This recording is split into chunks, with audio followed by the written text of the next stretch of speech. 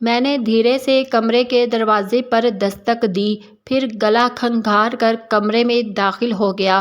سامنے ہی عروسی جوڑا پہنے خوبصورت پھولوں سے سجے ہوئے بستر پر وہ دلہن بنی بیٹھی تھی۔ جب میں نے اس کا سراپا دیکھا تھا، ایک پل کو تو میرا دل بے قابو سا ہونے لگا تھا۔ وہ ایک عربی لڑکی تھی، بے حد حسین تھی، لیکن میری مجبوری یہ تھی کہ وہ میری ایک دن کی دلہن تھی۔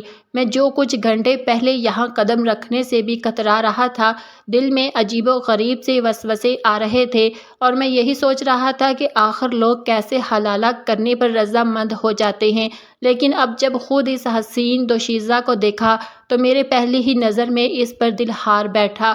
پھر ایسے ہی دلاسا دے کر خود کو سمجھانے لگا کہ اس میں میرا تو کوئی قصور نہیں تھا، مجھے تو اس کا دگنا فائدہ تھا۔ ایک تو میرے اکاؤنٹ میں پیسے آ رہے تھے، وہیں دوسری جانب ثواب کا ثواب تھا کہ میں میاں بیوی کے بیچ دوبارہ سے رشتہ ازواج قائم کرنے کی وجہ بنا رہا ہوں۔ خیر، میں نے دروازے کو لاک کیا اور دھیرے دھیرے قدم اٹھاتا ہوا اپنی ایک رات کی دلہن کی جانب بڑھنے لگا۔ میرے قدموں کی چاپ تو جیسے اس کے دل پر کاری ضرب چلا رہے تھے۔ اس نے فوراً خود کو سمیٹ لیا۔ گھٹنوں کے گرد بازو حائل کر کے اس کی ہلکی ہلکی سسکیوں کی آواز نے مجھے ٹھٹکنے پر مجبور کیا۔ مجھے اس کی سسکیاں سنائی دے رہی تھی، وہ رو رہی تھی، وہ بھی اس بات سے بے خبر تھی۔ پھر رونا کیسا؟ جیسے ہی میں کمرے میں داخل ہوا تھا، وہ تو جیسے بت بن چکی تھی۔ میں بالکل اس کے سامنے بیڈ پر جا کر بیٹھا تو وہ فوراً سمٹ کر بیڈ کی دوسری جانب ہو گئی۔ اس کا یہ انداز اب مجھے غصہ بھی دلانے لگا تھا کہ بھائی اگر اتنا ہی دور بھاگنا تھا تو ضرورت کیا تھی حلالہ کرنے کی؟ خیر، مجھے تو اپنا کام پورا کرنا تھا جس کے لیے مجھے پیسے دیے گئے تھے۔ میں اگلے ہی پل اس کے قریب ہو گیا اور اس حسین دوشیزہ کا گھونگھٹ اٹھانا چاہا تو اس نے فوراً میرا ہاتھ روک دیا۔ کہنے لگی، آپ کو خدا کا واسطہ ہے میرے ساتھ کچھ بھی مت کرنا، میں اپنے شوہر سے بہت محبت کرتی ہوں، بہت ہی نیک اور پردے دار لڑکی ہوں، مجھے میرے شوہر کے علاوہ آج تک کسی نے نہیں چھوا، میں کیسے کسی اور کو وہ درجہ دے سکتی ہوں، آپ مجھ سے دور رہیں۔ وہ ہاتھ جوڑ کر رونے لگی، جبکہ اگلے ہی پل مجھے غصہ آ چکا تھا کہ ایسی بہکی بہکی باتیں کر رہی تھی وہ۔ میں کہنے لگا، اے لڑکی، کیا ڈرامے بازی کر رہی ہو؟ تمہاری عقل پر پردہ پڑ گیا ہے؟ میں تمہارا شوہر ہوں، تمہارا پہلا شوہر تو تمہیں طلاق دے چکا ہے اور اب تم میری ملکیت ہو، تم پر میرا حق ہے، اور یہ نہیں کہ میں نے تم سے زبردستی نکاح کیا ہے، تم نے خود رضامندی دی ہے، تم ہوتی کون ہو مجھے اپنے قریب آنے سے روکو؟ اس وقت میرے جذبات پورے آب و تاب سے جاگے ہوئے تھے۔ میں نے اسے کہا کہ میں تم پر پورا اختیار رکھتا ہوں اور حلالہ کیسے ہوتا ہے یہ تم بھی اچھے سے جانتی ہو۔ میری بات سن کر وہ بالکل خاموش ہو چکی تھی، رونے لگی، مگر اگلے ہی پل میں نے اس کے بندھے ہوئے ہاتھ پکڑ لیے، اس کے نرم مومی ہاتھ، اور جیسے مجھے الگ ہی دنیا میں لے جا چکے تھے۔ میں نے اس کا ہاتھ تھام کر اسے منہ دکھائی کی انگوٹھی پہنانا چاہی، جو کہ اسی کے سابقہ شوہر سے میں نے لی تھی، کیونکہ عربیوں میں یہ خاص رسم تھی کہ بیوی کو سب سے پہلے منہ دکھائی میں انگوٹھی لازمی پہناتے ہیں۔ وہ خاموشی سے ہر عمل دیکھتی رہی۔ اگلے ہی پل میں نے اس کا گھونگھٹ ہٹایا تو وہ دلہن بنی خوبصورت سی گڑیا میرے سامنے تھی۔ حالانکہ رونے کی وجہ سے اس کا کاجل کافی خراب ہو چکا تھا، لیکن اس کے حسین منہ پر پھیلا ہوا وہ کاجل بھی اس کے حسن کو دوبالا کر رہا تھا۔ ہم پٹھان بھی بہت خوبصورت ہی ہوتے ہیں اور بلا کے حسین ہوا کرتے ہیں، مگر یہ عربی لڑکی تو قیامت ڈھا رہی تھی۔ میں تھا بھی ایک خوب رو مرد اور حسن پرست بھی تھا۔ اس سے پہلے کہ میں اس کے حسن کی تعریف کرتا، اس نے جو انکشافات مجھ پر کیا، میری تو ہوش اڑ چکے تھے۔ کہنے لگی کہ اس کے سابقہ شوہر تو اسے کئی بار… میں نے پہلا قدم اس حال نما کمرے میں رکھا تو ایسے لگا جیسے دندل میں دھنس چکا ہوں۔ بھلے ہی یہ غلط تھا، میں خود اس کے خلاف تھا، مگر میری مجبوریاں مجھے یہاں تک لے آئی تھی۔ میرے چہرے پر پسینے کی بوندیں چمک رہی تھی۔ خیر، یہاں تک آ چکا تھا تو آگے جانے میں بھی کوئی حرج نہ تھا۔ مجھے یہاں لانے والا میرا دوست تھا۔ وہاں ایک نظر دوڑائی تو مجھے جیسے کئی نوجوان لڑکے آپس میں ہنس بول رہے تھے، انہیں تو کوئی فرق ہی نہیں پڑتا تھا، شاید یہ بھی بطور ثواب ہی حلالہ کر رہے تھے۔ مجھے میرا دوست راہداری سے گزرتا ہوا ایک کمرے میں لے آیا جو کہ وہاں کا دفتر سمجھا جاتا تھا۔ یہ ایک حلالہ سینٹر تھا جسے ایک گھر میں بنایا گیا تھا اور یہاں بڑی رازداری سے عربی عورتوں کا حلالہ پاکستانی نوجوانوں سے کروایا جاتا تھا۔ جب یہ بات مجھے میرے دوست نے کہی تھی تو مجھے یہ سن کر بڑی حیرت ہوئی تھی کہ عربی عورتیں پاکستانی مردوں سے ہی کیوں حلالہ کروانا چاہتی ہیں۔ میں نے یہ سوال اپنے دوستوں سے کیا تو وہ مسکرانے لگا، کہنے لگا جب تو کسی عربی عورت کے ساتھ حلالہ کرے گا نا تو پتہ چل جائے گا۔ میرا دل اس کام کے لیے مطمئن نہیں تھا کیونکہ میں اتنا علم رکھتا تھا کہ طلاق کیا ہوتی ہے اور حلالہ کسے کہتے ہیں، لیکن میں پچھلے کئی ماہ سے بے روزگار تھا۔ میرے پاس اتنے پیسے نہ تھے کہ میں واپس پاکستان چلا جاؤں، اس لیے میں خود کو اس بات کے لیے آمادہ کرنے لگا کہ بس اتنے پیسوں کا انتظام ہو جائے کہ واپس پاکستان چلا جاؤں۔ خیر میں اپنے دوست کے ساتھ دفتر میں داخل ہوا تو خلاف توقع سامنے ایک باری جسامت والی عربی خاتون بیٹھی تھی جس نے نیلے رنگ کا عبایا پہن رکھا تھا اور چہرے پر میک اپ تھوپا ہوا تھا۔ میرے دوست نے ہی میری یہاں رجسٹریشن کروائی تھی۔ ابھی میں وہی سر جھکائے بیٹھا انگلیاں مروڑ رہا تھا کیونکہ میں نے آج تک ایسا ماحول نہیں دیکھا تھا۔ ہمارے پٹھانوں میں تو بیوی کو کبھی طلاق نہیں دیتے چاہے کچھ بھی ہو جائے، ہمارے ہاں تو غیرت کا معاملہ ہو جاتا ہے۔ ہم پٹھان اپنی بیوی پر کسی غیر کی نظر بھی برداشت نہیں کرتے۔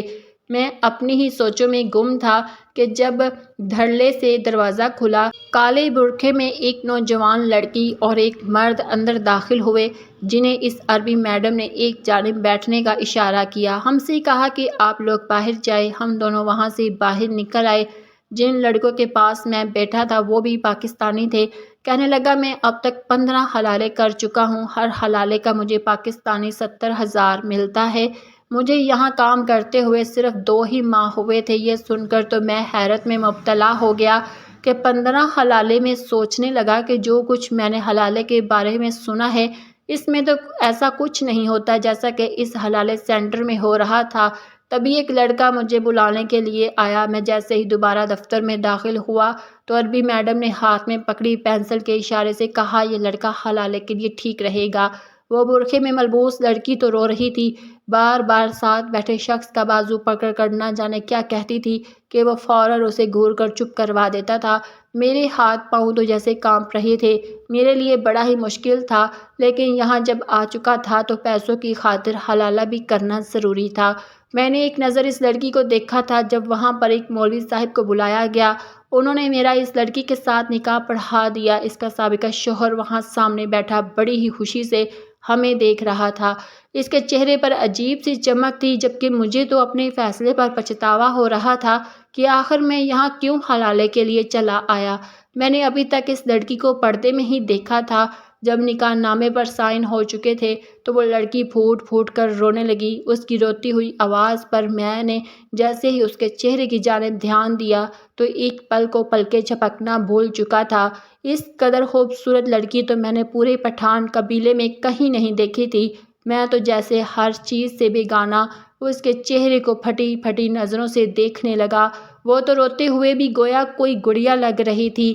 پھر ایک نظر سامنے بیٹھے اس کے سابقہ شوہر پر ڈالی کے ساتھ شوہر تھا جو اتنی خوبصورت بیوی کو طلاق دے چکا تھا۔ مجھے تو اب اس پر غصہ آنے لگا تھا۔ مجھ سے نکاح ہو چکا تھا تو وہ شکایتی نظروں سے اپنے شوہر کی جانب دیکھ رہی تھی جس کے چہرے پر مسکراہٹ تھی۔ کہنے لگا فکر مت کرو، بس 1-2 دن کی بات ہے، اس کے بعد ویسے بھی تم نے میرے پاس واپس ہی آنا ہے۔ یہ کہتے ہوئے اس شخص نے میرے چہرے کی جانب دیکھا تھا۔ میری غیرت پر تو جیسے تماچا لگا تھا۔ مجھے تو اپنے وجود سے ہی گھن آنے لگی تھی۔ یہاں تو روایت کا مذاق بنا کر رکھ دیا گیا تھا۔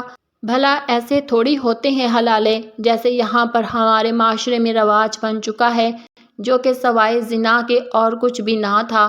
مگر مجھ جیسے ہی مجبور لڑکے بعض دفعہ مجبوری کی وجہ سے یہ کام کرنے پر مجبور ہو جایا کرتے ہیں۔ بہرحال وہ میرے ساتھ ایک دن کے لیے رخصت ہو کر آ چکی تھی۔ وہ میری بیوی تھی اور میں اس پر حق رکھتا تھا۔ گزشتہ رات میں نے اس سے اپنا حق وصول کیا تھا۔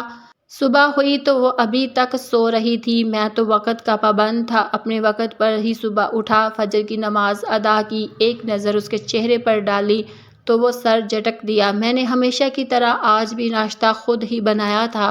جب ناشتہ کرنے بیٹھا تو تب وہ بستر سے اٹھی، مجھے وہیں بیٹھا دیکھ کر فوراً دوپٹہ ٹھیک کیا۔ بھلے ہی وہ میرے لیے ابھی تک انجام تھی، مگر میں وقت کا بڑا ہی پابند تھا۔ میں کہنے لگا، انہی حرکتوں کی وجہ سے تمہارے شوہر نے تمہیں طلاق دی ہے۔ عورت اگر اتنی لیٹ اٹھے تو مرد کو غصہ تو آئے گا ہی۔ یہ سن کر اس کا رنگ زرد پڑ گیا۔ ایک مرتبہ پھر آنسو تواتر سے بہنے لگے۔ میرا طنز شاید اسے برداشت نہیں ہوا تھا۔ وہ اٹھ کر واش روم میں چلی گئی تو میں نے سوچا کہ بس وقتی لگاؤ ہوگا، اسے اپنا کام پورا کر کے اس کو طلاق دے دوں گا۔ اسی لیے بغیر کوئی خوش فہمی پالے اس کے ساتھ سخت رویہ رکھا رہا تھا، مگر جب وہ نہا کر آئی تو اس کا نکھرا روپ دیکھ کر میرا دل پھر سے بے ایمان ہوا۔ مجھے لگ رہا تھا کہ میرا دل اس کی جانب کھینچا چلا جا رہا ہے۔ اسے دیکھ کر مجھ سے رہا نہ گیا تو میں صوفے سے اٹھ کر اس کے پاس آ گیا اور بے ساختہ اس کی گال سے ہلانے ہی لگا تھا کہ وہ فوراً 2 قدم پیچھے ہٹی۔ کہنے لگی، حلالہ آپ کر چکے ہیں، اس لیے مجھ سے دور رہیں۔ میں نے اسے غور سے دیکھا۔ ایک ہی رات میں وہ مجھے کتنی اپنی لگنے لگی تھی کہ میرا جی چاہا کہ میں اپنی بات سے پھر جاؤں۔ میرا دل اس کا ہونے لگا۔ میں سوچنے لگا کیسے یہاں پر آنے والے نوجوان مسلمان ہوتے ہوئے ایک رات کے حلالے کے لیے مان جاتے ہیں، جبکہ ایسا کوئی بھی طریقہ شریعت میں موجود نہیں ہے۔ ابھی میں یہی سوچ رہا تھا کہ دروازے پر دستک ہوئی۔ اس لڑکی نے فوراً سے دروازہ کھولا تو سامنے حلالہ سینٹر کی انچارج کھڑی تھی۔ کہنے لگی، چلو اچھا ہے کہ تم دونوں اٹھ گئے، میرے آفس میں آؤ تاکہ باقی کی کارروائی بھی ہو سکے۔ جو کچھ اس عورت نے مجھے رات کو اپنے شوہر کے بارے میں بتایا تھا، میں سوچ چکا تھا کہ مجھے کیا کرنا ہے۔ جیسے ہی میں آفس میں پہنچا، اس عورت کا شوہر کرسی پر بیٹھا تھا۔ مجھے دیکھ کر مسکرایا، لیکن وہ لڑکی اپنے شوہر کو دیکھ کر بے ساختہ رونے لگی۔ وہ بے اختیار ہو کر اس کے ساتھ لگ گئی۔ یہ دیکھا تو مجھے بہت زور کا جھٹکا لگا۔ اس وقت وہ عورت میری زوجیت میں تھی، ایک پٹھان کی بیوی تھی۔ اس کی ہمت کیسے ہوئی کہ کسی کے ساتھ لگ کر روئے؟ میں نے تیز قدم بڑھائے، بازو سے پکڑ کر مریم کو اس کے سابقہ شوہر سے پیچھے کیا۔ یہ دیکھ کر اس کا شوہر غصے سے مجھے گھورنے لگا۔ کہنے لگا، یہ کیا بدتمیزی ہے؟ میں نے کہا، یہ ہمارا بیوی ہے، ہمارا غیرت ہے۔ جب تک یہ ہمارا نکاح میں ہے، ہم اس کو تمہارے پاس نہیں چھوڑ سکتا۔ کہنے لگا، ٹھیک ہے، میں ڈیورس پیپرز اپنے ساتھ لایا ہوں، سائن کرو اور اپنے پیسے اٹھاؤ۔ میں نے کہا، کیسا حلالہ تم کر رہے ہو؟ ایسا شریعت میں نہیں ہے۔ مجھے یہ لڑکی اچھی لگی ہے، میں اسے طلاق نہیں دینا چاہتا۔ میری بات سن کر حلالہ سینٹر کے انچارج اور وہ عربی نوجوان غصے میں مجھ پر برس پڑے کہ تمہاری ہم سے یہی بات طے ہوئی تھی کہ تم ایک رات گزارو گے اور اگلی ہی صبح طلاق ہو جائے گی، اور اس کے پیسے طے ہوئے تھے۔ میں نے کہا، میں پٹھان ہوں، ہمارے پٹھانوں میں ایسا نہیں ہوتا۔ ہم عورت کی سودے بازی نہیں کرتے، ہم یا تو مر جاتے ہیں یا مار دیتے ہیں، لیکن اپنی غیرت کا سودا نہیں کرتے۔ میری بات سن کر وہ عربی نوجوان پریشان ہو گیا۔ وہ انچارج مجھے دوسرے کمرے میں لے گئی۔ کہنے لگی کہ تم اپنے پیسے بڑھا لو، میں اس عربی سے زیادہ پیسے لے دوں گی، لیکن دیکھو یہ میرا کاروبار ہے، تم بات سے پھر نہیں سکتے، تمہیں ہر حال میں مریم کو طلاق دینی ہوگی۔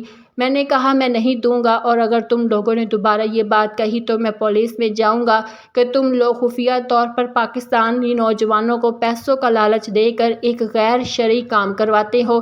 یہ سن کر اس عورت کی رنگت پھک پڑ گئی۔ وہ میری منت سماجت کرنے لگی۔ پھر کہنے لگی، اچھا ایسا کرتے ہیں کہ تم 1 مہینہ مریم کے ساتھ رہ لو، اگر اس کے بعد تمہارا دل بھر جائے تو بے شک تم اسے طلاق دے دینا، اس کا شوہر تمہیں اتنے ہی پیسے دے دے گا۔ وہ عربی انچارج تو شاید یہ سمجھ ہی رہی تھی کہ مجھے شاید وقتی خمار ہے جو کچھ وقت گزرنے کے ساتھ ختم ہو جائے گا، لیکن میرے لیے یہ میری غیرت کی بات تھی۔ وہ عورت کہنے لگی کہ 1 ماہ کی علیحدہ رہائش بھی وہ مجھے دے گی۔ میں اس بات پر راضی ہو گیا کیونکہ فی الحال میں خالی ہاتھ تھا۔ اگر مریم کو اپنے ساتھ رکھتا بھی تو کہاں رکھتا؟ میرے پاس رہائش کا بھی انتظام نہیں تھا، لیکن میں سوچ چکا تھا کہ 1 مہینے میں کچھ بھی کر کے میں پیسوں کا انتظام کروں گا اور مریم کو اپنے ساتھ پشاور لے جاؤں گا۔ وہ انچارج مجھے وہی کمرے میں چھوڑ کر چلی گئی۔ آدھے گھنٹے بعد واپس آئی، لیکن بے حد پریشان تھی۔ کہنے لگی، اسی لیے میں پٹھانوں کو اس کام کے لیے نہیں رکھتی، اگر تمہاری جگہ کوئی اور ہوتا تو پیسے لے کر بات ختم کر دیتا، لیکن تم لوگ ہر بات میں غیرت کو لے کر آ جاتے ہو۔ تمہارے دوست نے تمہاری ضمانت دی تھی، لیکن تم تو پھر کہنے لگی میں نے بڑی مشکل سے اس کے شوہر کو راضی کیا ہے۔ تمہارے لیے اس کے شوہر نے ایک فلیٹ کرائے پر لیا ہے، لیکن دیکھو 1 مہینے تک تم مریم کو چھوڑ دو گے۔ میں نے اس انچارج عورت کے سامنے حامی نہیں بھری تھی، کیونکہ جو بات مریم نے مجھے اپنے شوہر کے بارے میں بتائی تھی، میں اسے کسی قیمت پر بھی اس کے سابقہ شوہر کے پاس نہیں چھوڑ سکتا تھا۔ اسے ایک رات میں جو راز میں نے جانا تھا، میں ایک انسان ہونے کے ناطے کبھی بھی مریم کو اس گناہوں کی دلدل میں نہیں پھینک سکتا تھا۔ بے شک وہ با پردہ تھی، حیا والی تھی، اپنے شوہر کے علاوہ کسی دوسرے مرد کے تصور سے بھی کانپتی تھی، لیکن وہ شریعت سے لا علم تھی۔ وہ عربی شخص جو اس کے ساتھ محبت کے نام پر جو کچھ کرتا تھا، وہ ایک ناجائز امر تھا۔ میں اس عربی عورت کے ساتھ اس کے فلیٹ میں رہنے لگا، لیکن وہ مجھ سے ہر وقت ڈری سہمی سے دور دور رہتی تھی، لیکن میں فاصلوں کا قائل نہ تھا۔ میں جب بھی اس کے قریب آتا وہ رونے لگتی، کہتی تم کیوں مجھے چھوڑ نہیں دیتے؟ تم نہیں جانتے وہ شخص اس بات کا بدلہ مجھ سے کیسے لے گا۔